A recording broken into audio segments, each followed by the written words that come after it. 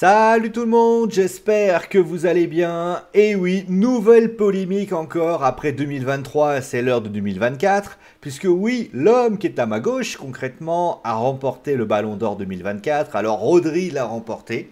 Alors avant toute chose, moi je tiens à signaler que c'est pas la peine d'aller voir sur les sites internet, sur les réseaux sociaux de Rodri. Rodri, il a remporté le Ballon d'Or, il est super content, il est très heureux, il a passé certainement la meilleure journée de sa vie. J'ai envie de lui dire qu'il se repose bien parce qu'il est actuellement blessé. Et j'ai envie de lui dire que lui, il n'est absolument pas responsable de ça. Alors, les mots que je vais dire sont tout simplement France Football, sont tout ce qui va se passer par la suite. Autrement dit, est-ce que Rodri mérite ou non ce ballon d'or par rapport aux autres participants qui ont pu essayer de concourir à ce ballon d'or. Voilà, c'est aussi simple que ça. Mais avant toute chose, merci à tous ceux qui n'hésiteront pas à mettre bien sûr un petit like à cette vidéo. Bien sûr, n'hésitez pas également à la partager, à la commenter, parce que bien sûr j'aime entendre vos avis par rapport à tout ça, et bien évidemment à vous abonner et à mettre la cloche si vous avez envie de connaître les prochaines vidéos sur la chaîne. Allez, on va commencer tout de suite avec forcément. Alors, avant de parler de Rodri, de parler de tout ça, j'aimerais quand même qu'on parle, parce que je veux bien qu'on ne me parle pas de complot. Parce que souvent, on me parle de complot. On me dit, ouais, c'est un complot, il y en a qui visent le racisme, etc., devant le Brésil. Mais là, j'ai des indices justement du pays, du joueur qui est en train littéralement de monter. D'ailleurs, le joueur qui a été très classe et qui a une attitude admirable. Je ne dis pas encore qui, mais vous avez compris de qui je veux parler. On va parler un petit peu on va dire comment je pourrais appeler ça, du rédacteur en chef de France Football. Et oui, le patron Vincent Garcia. Et sa déclaration. Donc il a fait donc il a parlé sur la chaîne L'Équipe. Et voilà ce qu'il a dit. C'est là. Donc, le club des favoris ont tous insisté pour avoir l'information. On a été très clair avec eux dès le début. Cette année, le vainqueur ne serait pas prévenu. Déjà, ok. Je croyais que tout le monde l'avait accepté, mais au dernier moment, certains ont paniqué, certains ont voulu changer la règle du jeu, qu'il était pourtant assez clair. Ce que je peux vous garantir, c'est que personne n'était au courant du côté du Real Madrid et de Manchester City. Peut-être qu'ils avaient un sentiment, un ressenti, peut-être que le Classico n'a pas aidé, je ne sais pas. Au moment où le Real a pris sa décision, je ne suis pas sûr qu'ils étaient sûrs à 100%, déjà ça se répète, à 100% que Vinicius n'avait pas gagné le BO, donc le Ballon d'Or. J'ai eu une grosse pression du Real Madrid, mais comme d'autres clubs, j'ai toujours été clair et réglo. Peut-être que mon silence et mes réponses ont fait penser au Real Madrid que c'était un aveu. Je ne sais pas quoi vous dire. J'ai été désagréablement surpris, mais je n'ai pas envie de passer ma journée et ma soirée à parler du Real. Alors, oui, parce que pour ceux qui ne le savent pas, le Real, pour cette cérémonie du Ballon d'Or 2024, n'était pas là. Voilà, ils ont décidé de boycotter la cérémonie. On peut se douter que c'était lié à ça. Clairement, moi, je vois que ça. Alors, qu'est-ce que je pense de l'attitude du Real Madrid? Moi, j'y pense pas grand-chose. Alors, certains diront que ça a un manque de classe. Je peux l'entendre, je peux l'accepter. La réalité, c'est que moi, je trouve que peut-être qu'ils en avaient un peu gros. Ils avaient envie de marquer le coup. Et ils ont certainement fait ça. Par contre, moi, ce que je trouve admirable, c'est quand le président de France Football, le patron de France Football, vient me voir et nous explique que, eh bien, le Real et le Manchester City n'étaient pas au courant. Alors, je vais être honnête avec vous. Alors, tu vas me dire, oui, mais tu as prévenu Rodri. Rodri va prévenir qui, à votre avis? Il va prévenir son club. Parce qu'il va dire à son club, oui, excuse-moi, je dois aller à France Football pour récupérer le ballon d'or, machin. Bah forcément, il va le dire. Et puis même, t'es content, tu vas le dire, forcément. Donc, à un moment donné, l'information a fuité. Et excusez-moi, mais à un moment donné, ça parle entre les joueurs. Tu vas quand même pas me faire croire que Dani Carvajal, il appelle pas Rodri en disant, hé, Ballon d'Or ou pas Ballon d'Or, mon pote? Alors, t'y penses ou t'y penses pas? T'y veux, tu veux pas? Bien évidemment qu'il va poser la question. Il n'est pas crétin non plus. Donc forcément, vous vouliez que ce soit secret. Moi, j'aurais fait une technique très simple. J'aurais appelé les 10 premiers, j'aurais dit, écoutez, vous êtes là lundi? Et à ce moment-là, il y aurait eu les 10 appels. Ouais, mais alors est-ce que je suis gagnant, pas gagnant? Après, c'est de bonne guerre. Hein. Toi, tu fais, bah viens, tu sauras. Ah non, mais si je le sais pas, je viens pas. Bah à ce moment-là, ne viens pas. C'est le jeu. Mais à ce moment-là, tu prends les 30, voire les 5, les 30, tu les fais venir, et tu leur dis, tu les fais pareil. Un peu comme une présélection, si vous voulez. Une présélection, il y a 50 noms. Quand tu sais, alors tu sais à peu près qui va être nominé, mais voilà. Après, pour moi, c'est que ça, c'est que j'aime pas trop. Maintenant, voilà, ça c'était la petite truc. Excusez-moi, France Football, je vous aime beaucoup. Je suis abonné chez vous. D'ailleurs, je pense. D'ailleurs, France Football, s'il vous plaît, j'ai perdu mon numéro d'abonné. Ça m'arrangerait si vous pouviez me le donner, s'il vous plaît.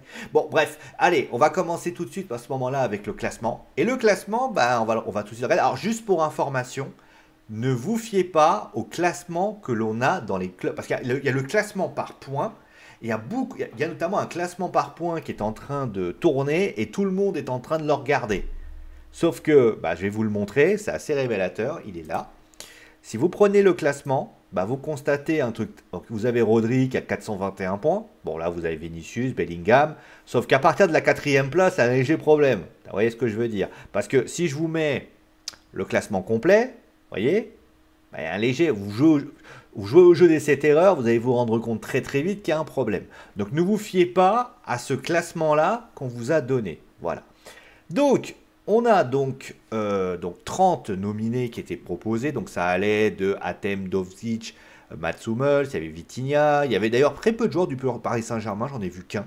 Alors, on peut compter Kylian Mbappé, bien évidemment, mais il y avait du Bukayo Saka, il y avait du Federico Valverde, il y avait du Nico Williams, il y avait du Amedola Lookman, il y avait Florian Wirtz, Phil Foden. Et donc, on a concrètement le classement qui est ici. Donc, on constate donc concrètement bah, qu'on a notamment Emiliano Martinez et qui a été 18e de ce classement. Voilà. Donc on a pas mal de joueurs du Real Madrid, c'est-à-dire on a Vinicius, Bellingham, Carvajal, on a Kylian Mbappé, même s'il a fait beaucoup au Paris Saint-Germain, Toni Kroos, on peut citer également, alors certes Dani Olmo, lui il était plus du côté de Leipzig, mais il a notamment beaucoup été du côté du Barça depuis quelques temps. On a Federico Valverde, on a plein d'autres, Antino Rudiger qui est plus en dessous, donc il y a quand même des joueurs, le Real a été bien représenté dans cette histoire. Et du côté, eh bien, on constatera aussi beaucoup de joueurs espagnols et argentins. On a Rodri, bien sûr, alors l'Espagne aussi, hein, voilà, avec du Jude Bellingham, on a du Dani Carvajal, on a du Lautaro Martinez avec la Copa América, on a du Lamine Yamal, on a du Harry Kane, lui qui est anglais, bon, voilà, mais on a pas du Harry Kane, du Dani Olmo, bien sûr. On a du Nico Williams, qui est d'Espagne. On a du Emiliano Martinez, qui a remporté bien sûr la Copa América. Mais il y a plein d'autres noms comme ça. Et ensuite, on a aussi les Anglais qui étaient un peu représentés, puisqu'ils étaient en finale de l'Euro. On pense à Jude Bellingham, qui a lui remporté la Ligue des Champions, et finalement, qui a été finaliste de l'Euro 2024. On a toujours après les habitués, on a du Erling Haaland, du Kylian Mbappé. On a, par exemple, moi je vois du Florian Wirtz, notamment, avec Leverkusen, avec la belle saison du Bayern Leverkusen la saison passée, j'ai hâte de faire super mal. On a du Gradin Xhaka, bien sûr par rapport à Leverkusen également. On a du Ademola Lookman avec l'Atalanta Bergame, l'Atalanta qui a été très très bon, qui a notamment remporté l'Europa League. Donc il y a quand même des choses intéressantes. Martin Odegaard, parce que Arsenal, concrètement. Et ensuite, on a bien sûr du Vitinha parce qu'il a été plutôt avec le bon et avec le Paris Saint-Germain. On a du William Saliba parce que Arsenal, mais également l'équipe de France. On a Ruben Dias, notamment, qui a été plutôt bon avec Manchester City. On a du Rudiger parce que Real, parce que remporté la Ligue des Champions. Donc voilà ce qu'il en est. Bon, donc quand on regarde ce classement, Rodri est premier, Vinicius est deuxième, Jude Bellingham est troisième. On va dire les choses comme ça. Alors, on va commencer par le décortiquer un petit peu. Alors, première chose à dire, quand on le regarde, principalement, on constate.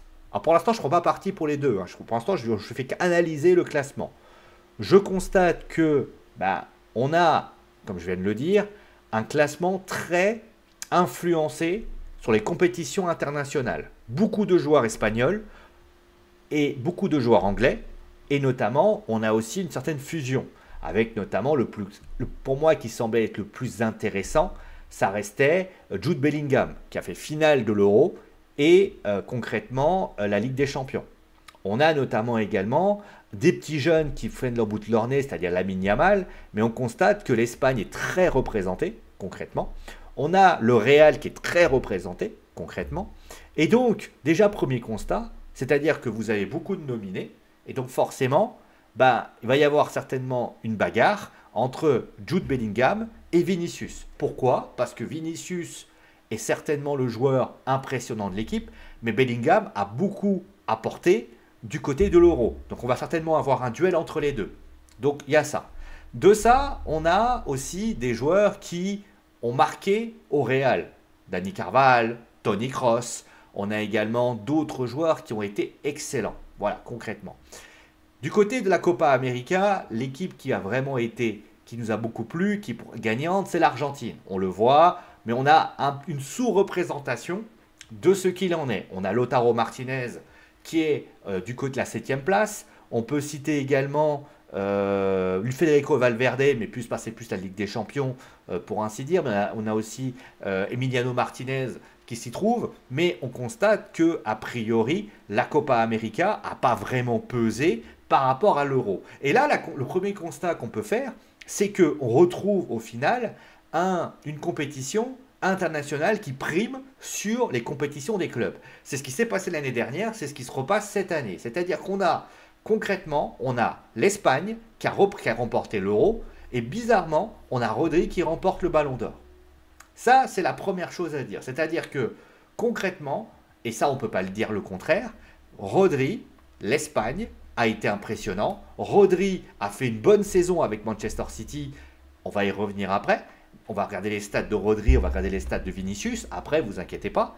Mais concrètement, moi je pars du principe que Rodri, aujourd'hui, l'Euro étant passé, c'était ainsi. L'année dernière, c'était le même délire, et je me souviens de la même polémique. On avait Erling Haaland qui avait remporté la Ligue des Champions, il avait été incroyable l'année dernière. Manque de peau, il ne joue pas le Coupe du Monde, parce que la Norvège, qu'est-ce qui se passe? Il a Léo Messi qui remporte le Ballon d'Or. Il y a Léo Messi qui remporte le Ballon d'Or. Pourquoi? Parce qu'il arrive à la Coupe du Monde, concrètement. Et c'est vrai qu'on a été un petit peu désintoxiqué de ça, parce que souvent, qu'est-ce qu'il y avait? Il y avait Messi qui le remportait, il y avait Ronaldo qui le remportait, il y avait Messi, Ronaldo, Messi, Ronaldo, Messi, Ronaldo, Messi, Ronaldo. D'ailleurs, à un moment donné, je crois qu'il y avait une Coupe du Monde, je crois 2018, l'équipe de France remporte la Coupe du Monde. Qui c'est qui le remporte? Luka Modric. Vous voyez, c'est peut-être la seule exception, et encore, parce que la Croatie était finaliste de la Ligue, mais c'était moins visible. Donc, concrètement, ce qu'on peut constater, c'est que les compétitions internationales ont pris le pas sur les compétitions de clubs. Donc ça, c'est la première chose. La deuxième chose qu'on constate dans ce classement, c'est qu'il y a beaucoup de joueurs du Real Madrid. On a notamment beaucoup de joueurs, et je vais vous expliquer, 2 joueurs qui, pour ainsi dire, ont été en train de se bouffer. Et ça me fait penser notamment au Ballon d'Or 2019, où on avait 4, 5, 6 joueurs de Liverpool, et tu avais Van Dijk et le Salah qui étaient 2e et 3e. Forcément, tu te retrouves avec 2, là on avait clairement 2, 3, 4. Donc ça veut dire que du côté du Real, on avait, alors je ne sais plus si Mbappé n'était pas dans le lot aussi, on avait 2, 3, 4. Ça veut dire que concrètement, dans le classement qu'on avait, vous aviez 3 joueurs qu'on devait gérer. C'était quand même compliqué. Après, il y avait d'autres joueurs présents. Par rapport à Manchester City, qui était moins représenté, et forcément, il fallait avoir les plus difficiles d'avoir des points, pour ainsi dire.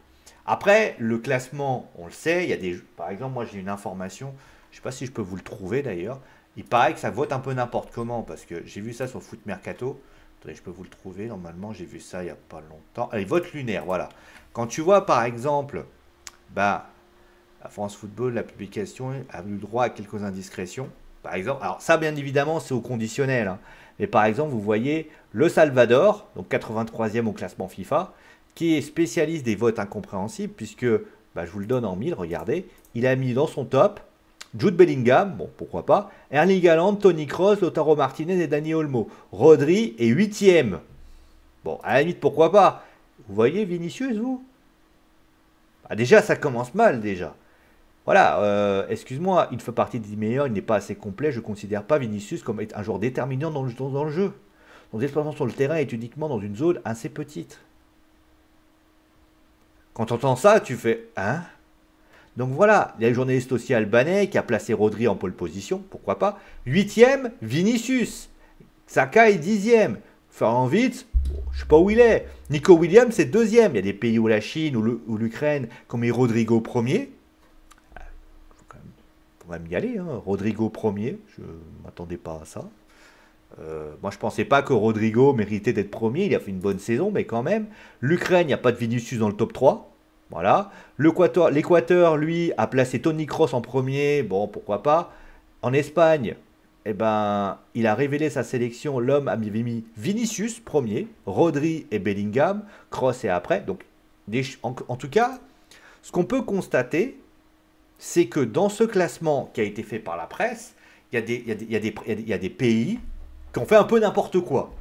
Et Romain Molina, d'ailleurs, l'expliquait, il y a beaucoup de journalistes dans le monde entier, les Albanais, les machins, parce que j'ai compris, qui, on va dire, font un peu leur classement un peu au feeling.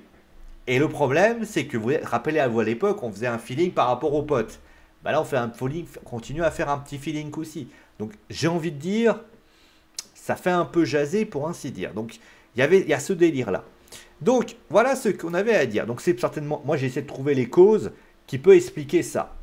Maintenant, on va parler, bien évidemment, de football. Parce que le football, c'est quelque chose d'important. C'est pour ça qu'on vit, c'est pour ça qu'on travaille. Et on va voir les performances des deux, concrètement. Alors, on va commencer avec le gagnant, le vainqueur. On va aller voir les performances de Rodri. Alors, Rodri, concrètement, qu'est-ce qu'il a fait? Donc, on a les performances de Rodri pour la saison 2023-2024. Je ne compte pas la saison 2024-2025 puisqu'il est blessé, donc ça ne compte pas. Donc on a concrètement 50 matchs en club. De ça, vous devez rajouter 1, 2, 3, 4, 5, 6, 7 matchs concrètement. Enfin, même pas 7 matchs, 6, puisqu'il est suspendu pour accumulation de cartons jaunes. Et il était blessé à la finale il était blessé, donc ça fait 5,5 entre guillemets, ce qui va lui donner 55 matchs. Voilà, donc de ça, on constate que pour la Ligue des Champions, il a été arrêté en demi-finale, battu par le Real Madrid au tir au but. Donc concrètement, il a fait. Et on constate qu'il a marqué un but, 2 passes décisives. Il a fait 2 passes décisives. Voilà, concrètement, voilà. En Supercoupe, il a été en finale et il a notamment remporté la Supercoupe de l'UEFA en battant Séville avec finalement où il a fait une passe décisive. Donc voilà. Passe décisive. Pourquoi passe décisive? Je comprends pas. Bon, je sais pas. Ah, ça doit être autre chose, ça. Attendez, c'est quoi, ça? Qu'est-ce que c'est?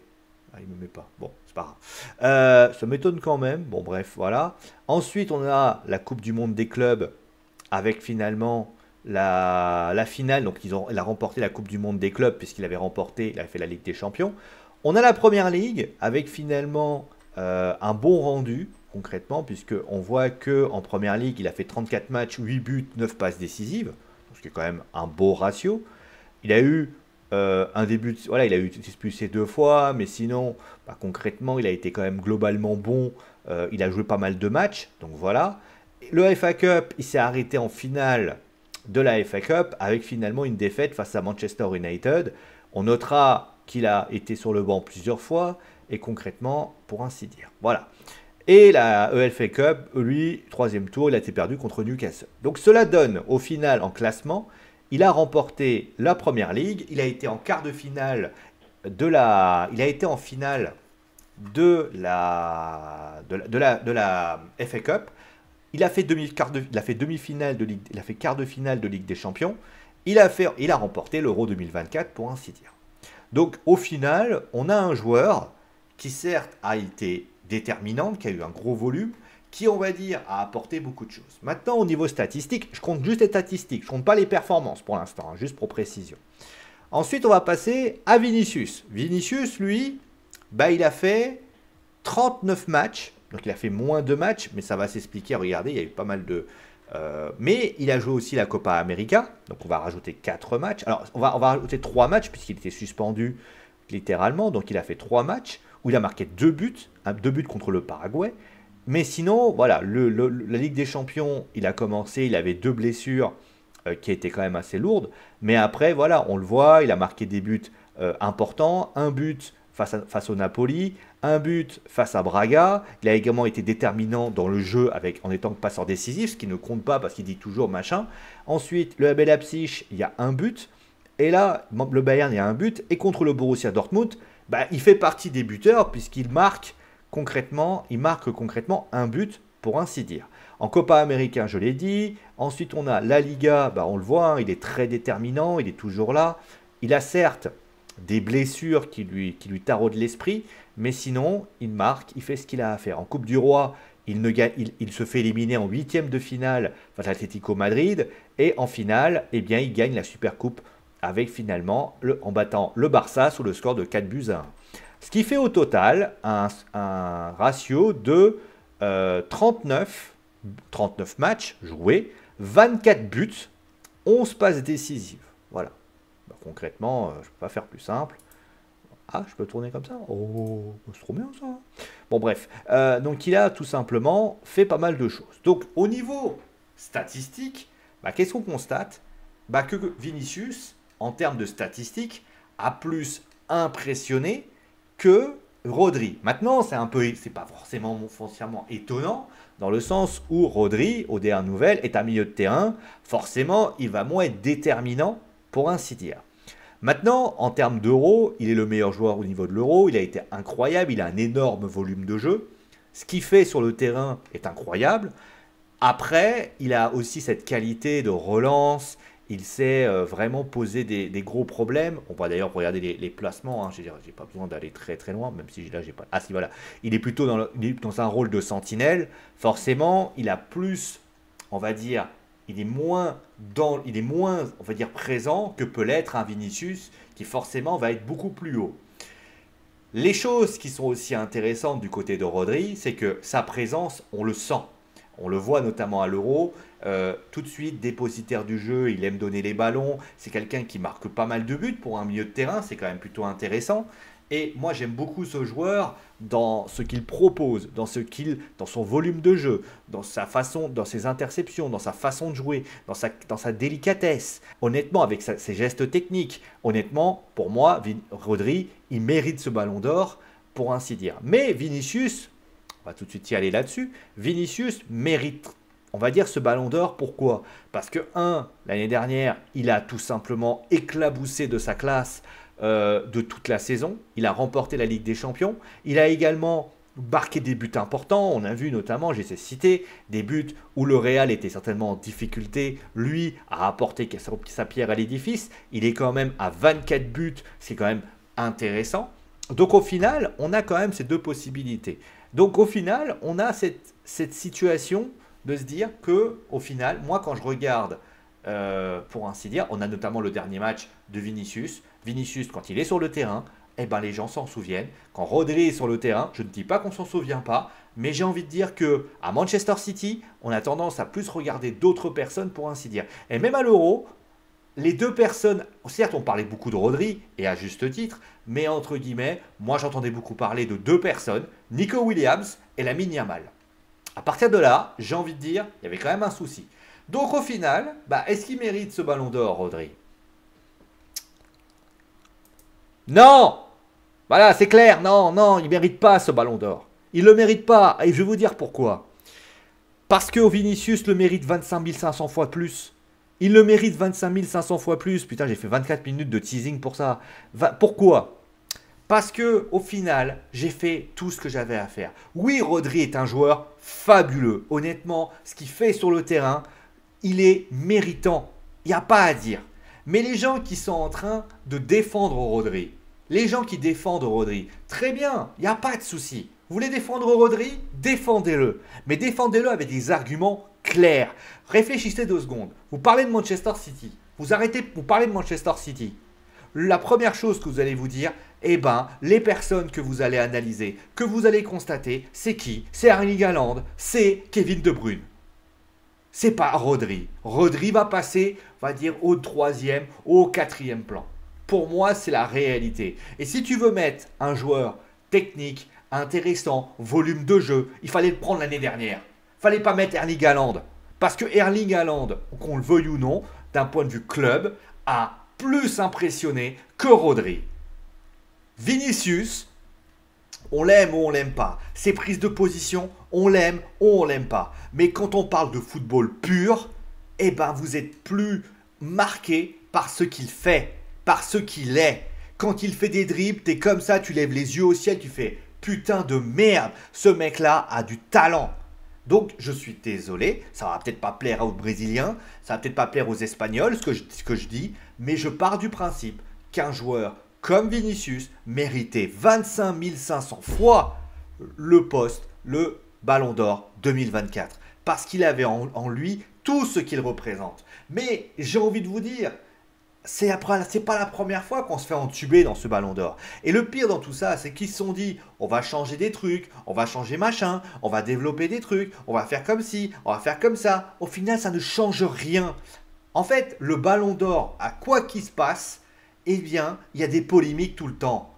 Je suis désolé, j'ai dit, il y a l'année dernière, tout le monde est unanime pour dire que ça doit être Erling Haaland qui doit remporter ce Ballon d'Or. Au final, c'est Léo Messi qui le remporte. Donc vous vous dites, ok, on va pardonner. Parce qu'il y a 2 ans, il y a 2 ans, on a eu Karim Benzema. Alors certes, les Français étaient contents, tout ça, mais il y avait vrai. C'était vrai. Karim Benzema méritait ce ballon d'or, parce qu'il n'y avait pas eu de compétition, parce que si, parce que ça. Mais je suis désolé de le dire. Et au final, voilà. Mais l'année d'avant, enfin, si je tape tous les ballons d'or depuis 2010, bah, je vais vous dire la vérité. Regardez le ballon d'or. Enfin, je sais pas, les vainqueurs du ballon d'or, ça me rend dingue de voir ça. Attendez, je vais vous trouver ça, tiens. Attendez, ça va être drôle. D'ailleurs, non mais t'as bien sorti le ballon d'or 2024, lui, il a tout compris à la live, toi. Voilà, on va mettre ballon d'or. On va les voir, regardez, bah tiens, on va aller les voir, tiens. Voilà, ballon d'or. Donc là, on va mettre palmarès par édition, voilà. Donc on a, regardez, hein, je mens pas, hein. Regardez, 2016. 2016, on est d'accord. Alors 2016, Cristiano Ronaldo remporte l'Euro 2016. Léo Messi et deuxième, Antoine Griezmann. 2017, donc là, Cristiano Ronaldo est encore au Real Madrid, pourquoi pas. 2018, il va falloir qu'on m'explique comment tu as Cristiano Ronaldo qui est deuxième, Luka Modric qui est premier, et Antoine Griezmann qui est troisième alors qu'il a remporté la Coupe du Monde. Alors vous allez me dire, oh non mais là tu viens tout simplement de défoncer. Ouais, sauf que Antoine Griezmann, je crois qu'il est impressionnant cette saison. Alors certes, je crois que le Cristiano Ronaldo a remporté la Ligue des Champions, etc. Mais à un moment donné, il faut être logique. Après, 2019, Léo Messi. Excusez-moi, mais Van Dijk, je crois que la Ligue des Champions, c'était ça. À un moment donné, il faut arrêter les conneries. 2021, Léo Messi remporte le Ballon d'Or. Le Barça, ils font rien. Et je crois qu'il y a juste une Copa América. Et on a Robert Lewandowski et Jorginho. Parce que je crois que oui, il y avait l'Italie qui avait remporté. Mais encore une fois, ça va pas. Bon, là, ça peut encore aller. Pourquoi pas. Mais après, à ce moment-là, Léo Messi qui remporte le Ballon d'Or en 2023. Excusez-moi, mais comment c'est possible? Donc au final, moi j'ai envie de dire aux gens de France Football, vous voulez être crédible, vous voulez que votre trophée soit crédible. Arrêtez de nous inventer des règles, des lois qui sont ni queue ni tête. Parce que ce pauvre Rodri ici présent, il a remporté le Ballon d'Or et les Espagnols sont contents. Alors, les Espagnols, ils font la fiesta, ils mangeront des paellas et tout ce que vous voulez. Mais aujourd'hui, ce trophée n'a plus de valeur. Parce que quand vous avez un mec qui a été incroyable cette saison, qui, aux dernières nouvelles, a tout simplement été le maître à jouer du Real Madrid, et que, à la limite, vous auriez mis Jude Bellingham, j'aurais dit, ça se justifierait mieux. Mais que vous mettiez Vinicius Junior, bah je suis désolé, bah c'est du foutage de gueule. Parce qu'au final, vous ne sortez pas grandi de ce qui s'est passé. Aujourd'hui, votre situation ne s'est pas arrangée. Léo Messi l'année dernière, Rodri cette année. Alors oui, Rodri, c'est peut-être dans l'idée. D'ailleurs, il y a des gens qui argumentent en disant Ouais, mais ça va récompenser le fait qu'à une certaine époque, on n'avait pas Iniesta et Xavi. Ouais, mais il y avait un petit phénomène, je crois, argentin qui s'appelle Léo Messi, qui pouvait se justifier. Parce que si je tape à ce moment-là, ok, on va y aller, hein, concrètement. Il était où? Pareil, 2013, Franck Ribéry, il doit non, voilà. Ah voilà, 2012, Andrés Iniesta, il doit y être. Mais à la fin, c'est Léo Messi qui le remporte avec 41% des voix, parce qu'à un moment donné, Léo Messi et Xavi, après, notamment 2010, voilà, où il y a notamment on a notamment Léo Messi, André Iniesta et Xavi. Mais d'un côté, on a Léo Messi, au top du top de sa forme. Donc j'ai envie de dire, à ce moment-là, il y a de la concurrence. Donc me faites pas croire que Rodri, en plus, me comparer Iniesta et Rodri, enfin je sais pas, j'aime beaucoup Rodri, j'aime beaucoup ce qu'il fait sur le terrain, je trouve que c'est un joueur fabuleux, mais me comparez pas Iniesta et Rodri s'il vous plaît. C'est comme si on me comparait, enfin c'est comme si on comparait, je sais pas, Virgil van Dijk et Thiago et je sais pas, je peux citer un défenseur et William Pacho. Ah, excusez-moi, à un moment donné, il faut être sérieux 5 minutes. J'aime beaucoup Pacho, hein, il est très bon, c'est un joueur impressionnant. C'est comme si vous me civiez voilà, William Saliba et Virgil van Dijk. Virgil van Dijk, à un moment donné, ce qu'il fait sur le terrain, c'est au-delà c'est incroyable ce qu'il fait, la capacité qu'il a, etc. Donc William Saliba, peut-être qu'il sera au niveau de Van Dijk, mais aujourd'hui, il n'en est pas. Est-ce que Rodri sera au niveau de Niesta? J'en sais rien, il a 28 ans. Mais au-delà, en tout cas, ce qui est sûr, c'est qu'il ne le sera pas, pour ainsi dire, aujourd'hui. Et aujourd'hui, il ne mérite pas le ballon d'or. Parce qu'il y a un Brésilien qui le mérite. Alors, l'attitude de Vinicius est très noble. Honnêtement, il n'y a rien à dire là-dessus.